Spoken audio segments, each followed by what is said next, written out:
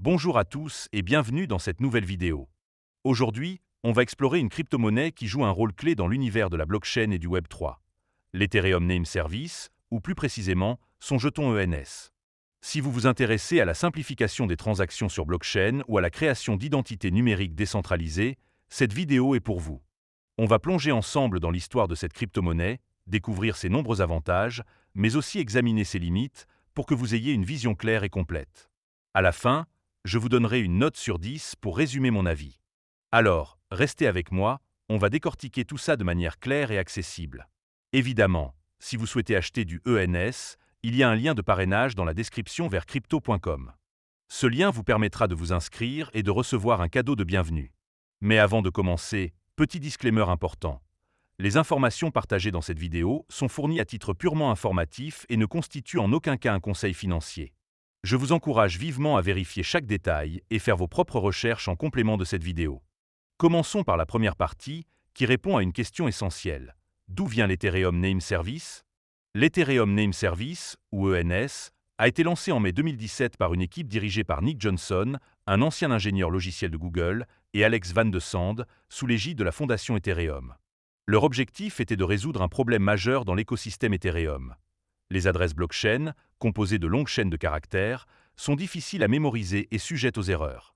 Selon le site officiel ENS.domain, ENS est un système de noms décentralisé qui permet de remplacer ces adresses complexes par des noms lisibles, comme monnom.est. Ce concept s'inspire du système de noms de domaine traditionnel, qui traduit des adresses IP en noms comme google.com.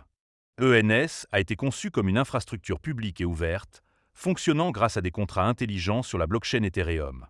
Initialement financé par la fondation Ethereum, le projet est devenu indépendant en 2018 et a introduit son jeton ENS en novembre 2021 pour décentraliser sa gouvernance via une organisation autonome décentralisée. Avec une offre totale de 100 millions de jetons, dont environ 33 millions en circulation en 2025, le jeton ENS permet aux détenteurs de voter sur les décisions du protocole, comme les frais ou les mises à jour. Depuis son lancement, ENS a enregistré plus de 3 millions de noms de domaine et s'est intégré à plus de 500 applications, portefeuilles et plateformes, comme MetaMask et Coinbase Wallet. Ce succès reflète l'adoption croissante du Web3, où ENS se positionne comme un pilier pour les identités numériques.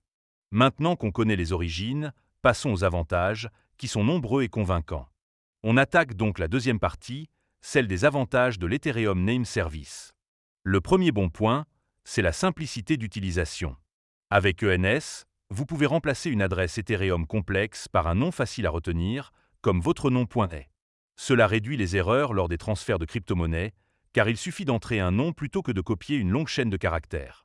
Par exemple, au lieu d'envoyer des fonds à une adresse comme 0x4BBEB066CD09B7AED07BF39E0460DFA2 vous pouvez simplement utiliser monami.est.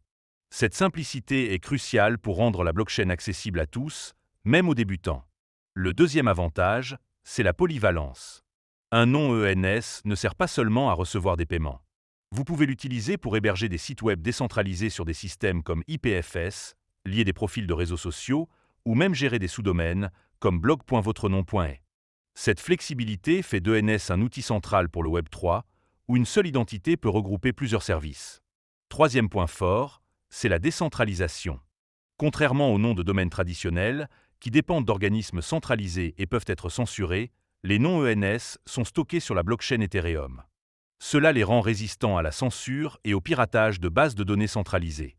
Par exemple, en 2022, un protocole de DeFi a perdu 570 000 $ à cause d'un piratage de son serveur de non centralisé, un risque que ENS évite grâce à sa nature décentralisée.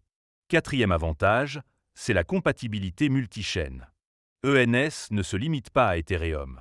Vous pouvez associer votre nom ENS à des adresses Bitcoin, Litecoin ou d'autres crypto-monnaies, ce qui simplifie la gestion de vos actifs numériques sur plusieurs réseaux. Cette fonctionnalité est particulièrement appréciée par les utilisateurs qui diversifient leur portefeuille. Enfin, cinquième point, c'est la gouvernance communautaire. Le jeton ENS permet aux détenteurs de participer aux décisions du protocole, comme les frais de renouvellement ou les intégrations futures. Cette approche décentralisée garantit que le projet évolue en fonction des besoins de sa communauté, renforçant la confiance des utilisateurs. Avec tous ces atouts, ENS semble être une solution idéale, mais comme tout projet, il a aussi ses limites. Passons donc à la troisième partie, celle des inconvénients. Le premier point faible, c'est le coût des frais de gaz. Comme ENS fonctionne sur Ethereum, enregistrer ou renouveler un nom de domaine nécessite de payer des frais de transaction qui peuvent être élevés lors des périodes de forte activité sur le réseau. Par exemple, enregistrer un nom pour un an coûte environ 5 $, mais les frais de gaz peuvent dépasser 20 $ en période de congestion. Cela peut décourager les utilisateurs avec un petit budget. Deuxième inconvénient, c'est la gestion des clés privées. Si vous perdez la clé privée de votre portefeuille, vous perdez l'accès à votre nom ENS, sans possibilité de récupération. Cette responsabilité peut être intimidante pour les nouveaux utilisateurs, habitués à des systèmes centralisés où un mot de passe peut être réinitialisé. Troisième point, c'est le risque d'immutabilité. La résistance à la censure est un atout, mais elle a un revers. Une fois qu'un nom ENS est enregistré, il ne peut pas être supprimé, même s'il est utilisé à des fins malveillantes, comme des sites frauduleux. Cela pose des questions éthiques sur l'utilisation des domaines décentralisés. Quatrième inconvénient, c'est la complexité pour les débutants. Bien que l'interface du site ENS.domain soit intuitive, configurer un nom ENS, lier des adresses, ou gérer des sous-domaines demande une certaine familiarité avec les portefeuilles comme MetaMask et les concepts de blockchain. Cela peut freiner l'adoption par un public non technique. Enfin, cinquième point, c'est la volatilité du jeton ENS. Comme toutes les crypto-monnaies, le prix du ENS fluctue fortement. Par exemple, en janvier 2025, le cours était d'environ 35 $, mais il atteint des sommets à 84 $ en 2021 et des creux à 7 $ en 2023. Cette instabilité peut rendre l'investissement dans le jeton risqué pour ceux qui cherchent une valeur stable. Ces faiblesses rappellent qu'ENS, malgré ses innovations, n'est pas parfait. On arrive maintenant à la conclusion. Après avoir exploré les origines, les avantages et les inconvénients de l'Ethereum Name Service, il est temps de donner une note. ENS est un projet révolutionnaire qui simplifie l'utilisation de la blockchain tout en offrant une identité décentralisée et polyvalente pour le Web3. Ses points forts, comme la simplicité, la décentralisation et la compatibilité multi-chaîne, en font un outil incontournable pour les utilisateurs de crypto-monnaies. Cependant, les frais de gaz, la complexité pour les novices et la volatilité du jeton sont des obstacles à ne pas ignorer.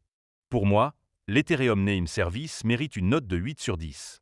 C'est une crypto-monnaie avec un vrai cas d'usage et un potentiel énorme, mais elle demande une certaine prudence et une bonne compréhension avant de s'y plonger. Si cette vidéo vous a plu, n'hésitez pas à mettre un pouce bleu et à vous abonner pour ne pas rater les prochaines analyses. Dites-moi en commentaire ce que vous pensez d'ENS et si vous avez déjà votre propre nom. On se retrouve très vite pour une nouvelle vidéo.